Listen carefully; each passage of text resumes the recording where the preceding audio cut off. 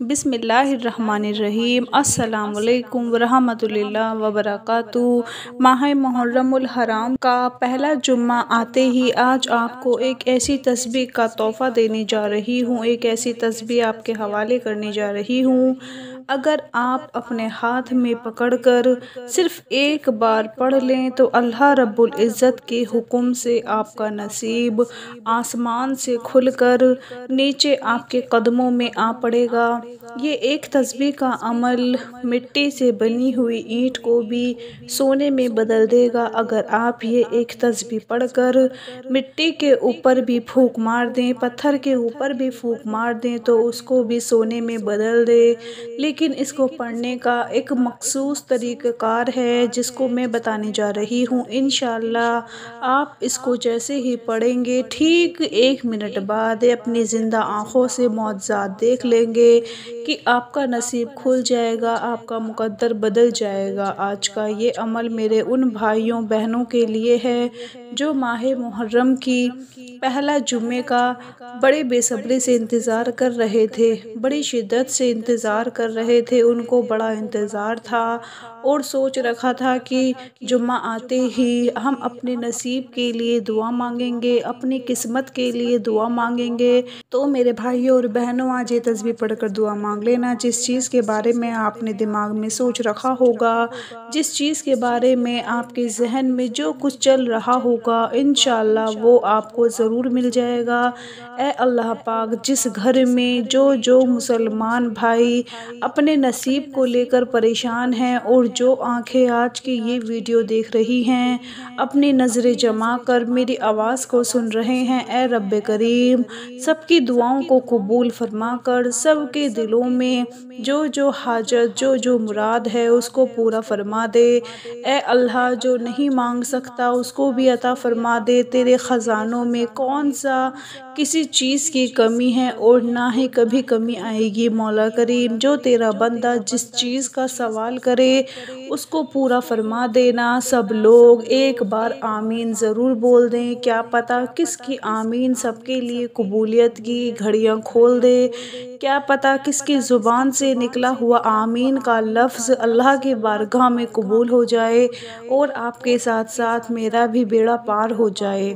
आज जो लोग कर्ज़ के पहाड़ के नीचे दब चुके हैं, जिनके पास हिम्मत नहीं रही, जिनका महंगाई के दौर में गुजारा नहीं हो रहा, जिन बेटी बेटों के रिश्ते होने में रुकावटें आ रही हैं, जिनके कारोबार को नुकसान पे नुकसान होता चला जा रहा है, जिनके घर में रिज़्क़ बरकत की बहुत कमी आ चुकी है, आज उनकी किस्मत के सारे दरवाज़े खुल जाएंगे। मेरे प्यारे भाइयों और बहनों, ये महीना इस कदर फजीलत वाला है कि जो कोई जितना चाहे मांग ले वो मायूस नहीं होगा, ना उम्मीद नहीं होगा, क्योंकि ये महीना सखावत वाले घराने से शुरू होता है जिन्होंने अपना सब कुछ लुटा दिया, यहाँ तक कि घर में आए हुए सवाले को कभी खाली हाथ वापस नहीं भेजा। खुद भूखे रहकर उनकी झोलियों को भर दिया, उनको खुश कर दिया, लेकिन खुद भूखे रहे। जो भी घर में सवाली आता, दरवाज़े पे सवाली आता, उसको खुश करके रुखसत करते। ये महीना तो उन घराने वालों का महीना है जिनके सदके अल्लाह पाक हमारी भी सोई हुई किस्मत जगा देगा।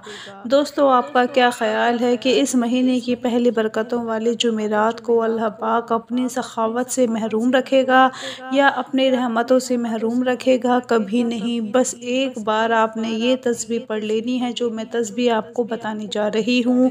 बड़े ध्यान से इसको सुन लें, बड़ी तवज्जो से सुन लें कि इस तस्बीह में क्या पढ़ना है, कैसे पढ़ना है, किस तरह से पढ़ना है।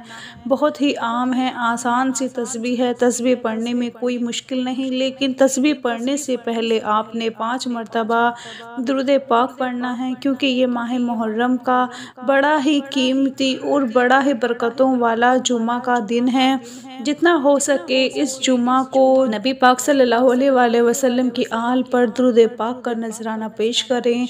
5 मरतबा आपने शुरू और आखिर 5-5 मरतबा दुरूद पाक पढ़ना है और उसके दरमियान में तस्बीह पढ़नी है। एक तस्बीह अपने हाथ में पकड़ने, तस्बीह के शुरू करने से पहले 5 मरतबा दुरूद पाक और फिर आखिर में 5 मरतबा दुरूद पाक, और दरमियान में जो तस्बीह पढ़नी है उसमें आपने क्या करना है कि तस्बीह के हर दाने के ऊपर जब आपने अपना अंगूठा रखना है, अपनी उंगली रखनी है, तो हर उंगली रखते वक्त हर दाने के ऊपर आपने पढ़ना है या कबीरू अल्लाहुल मुस्तआनु। जैसा कि आपने तस्बीह के पहले दाने के ऊपर हाथ रखा, आपने पढ़ना है या कबीरू अल्लाहुल मुस्तआनु। ये दूसरे दाने पर हाथ रखा, फिर आपने पढ़ना, फिर तीसरे पर हाथ रखा, फिर चौथे पर, इस तरीके से आपने पढ़ना है। जैसे जैसे दानों को पढ़ते जाएं, तस्बीह को पढ़ते जाएं, हर दाने के ऊपर अपनी उंगली, अपना अंगूठा रख कर इस ज़िक्र को, इस अम्ल को पढ़ते जाएं जो मैंने आपको बताया है। लेकिन शुरू और आखिर 5-5 मरतबा दुरूद पाक ज़रूर पढ़ना है। जब ये अमल पूरा हो जाए तो मेरे जिस भाई ने, जिस बहन ने अपने हाजत के लिए सोच रखा होगा, जिस मुराद के लिए सोच रखा होगा, मेरी बहन ने अपनी जिस मकसद को कामयाब देखना चाहती है, अपनी जिस हाजत को पूरा होते हुए देखना चाहती है, इस तस्बीह को दुआ के लिए जब आपने हाथ उठाने हैं, ये अमल पूरा होते ही जब आपने दुआ के लिए हाथ उठाने हैं, इस तस्बीह को अपने दोनों हाथों में रख लेना है। इस तस्बीह को अपने दोनों हाथों में रख कर सबसे पहले अल्लाह पाक से अपने गुनाहों की माफ़ी मांग लें। उसके बाद जो आप अल्लाह से जायज़ मकसद के लिए मांगना चाहते हैं वो आपने अल्लाह पाक से मांग लेना है। वो परवरदिगार आपको ज़रूर अता फ़रमा देगा, वो मायूस नहीं करेगा, क्योंकि ये जो महीना है इसमें जिस चीज़ के बारे में अल्लाह से मांगा जाए अल्लाह पाक अता फ़रमा देता है। वो तो कभी भी बंदे को मायूस नहीं होने देता। बस ये हमारी कमज़ोरी होती है कि हम बेसब्रे होते हैं। हम चाहते हैं कि हमने दुआ के लिए हाथ उठाए, अल्लाह से मांगा, और जैसे ही हम अपने हाथ मुंह पे फेरें तो वो चीज़ हमारी आंखों के सामने मौजूद हो, वो गैबी तरीके से हमारी आंखों के सामने आ जाए। तो दोस्तों, ऐसा तो नहीं होता। हालांकि अल्लाह ताला के नज़दीक सबसे ज़्यादा नज़दीक और करीब तरीन जो लोग थे वो अम्बिया थे, वो रसूल थे, वो नबी थे। वो भी जब अल्लाह से दुआ मांगते थे तो वो चीज़ उसी वक्त आंखों के सामने हाजिर नहीं हो जाती थी। दुआएं कबूल होती थी, ज़रूर कबूल होती थी, लेकिन उस वक्त जितनी भी उम्मत थी जब वो दुआ मांगती थी तो फ़ौरन वो चीज़ हाजिर नहीं हो जाती थी। वो सब्र करते थे, अल्लाह का शुक्र अदा करते थे, लेकिन उस चीज़ से महरूम नहीं रहते थे। अल्लाह पाक उनको ज़रूर अता फ़रमा देते थे। मैं अल्लाह पाक से दुआ करती हूँ कि अल्लाह पाक आप सबकी नेक और दिली हाजात को पूरा फ़रमाए। अपना बहुत सारा ख्याल रखें, अपनी दुआ में याद रखें, 5 वक्त की नमाज़ पढ़ें। अल्लाह हाफ़िज़।